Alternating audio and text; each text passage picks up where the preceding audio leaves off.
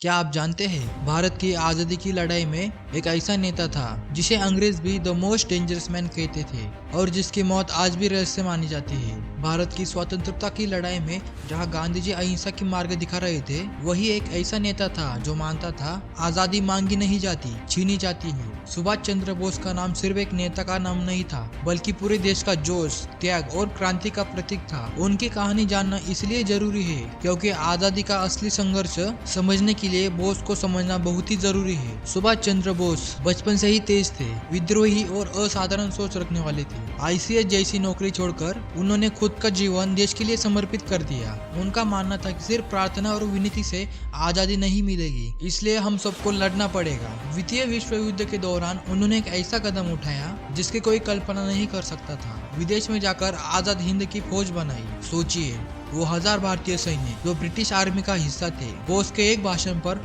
अपनी जान तक देने को तैयार हो गए। उनका एक प्रसिद्ध नारा था, तुम मुझे खून दो, मैं तुम्हें आजादी दूंगा। बोस ने जर्मनी, जापान जैसे देश से भारत की आजादी के लिए समर्थन जुटाया। सबमरीन के द्वारा उन्होंने हजारों किलोमीटर का सफर तय किया, समुद्र, जंगल, युद्ध सब पार कर लिया। इतना कि उनकी यात्रा को आज भी हिस्ट्रीज मोस्ट डेंजरस एस्केप कहा जाता है। हर कदम पर खतरा और मौत का साया था, लेकिन बोस का एक ही लक्ष्य था, भारत को आजाद करना। और अब आती है सबसे बड़ी बात।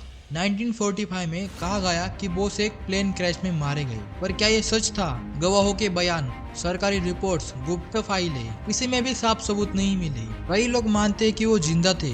सच क्या है, ये आज भी भारत के लिए इतिहास का सबसे बड़ा रहस्य है। तो दोस्तों, सुभाष चंद्र बोस सिर्फ एक नेता नहीं थे, वो एक मिशन थे, एक जोश, एक क्रांति और एक ऐसा अध्याय जो आज भी अधूरा है। आपको क्या लगता है, क्या बोस की मौत वाकई प्लेन क्रैश में हुई थी या इसके पीछे कोई बड़ा रहस्य छुपा है? अपने विचार कमेंट में जरूर बताइए।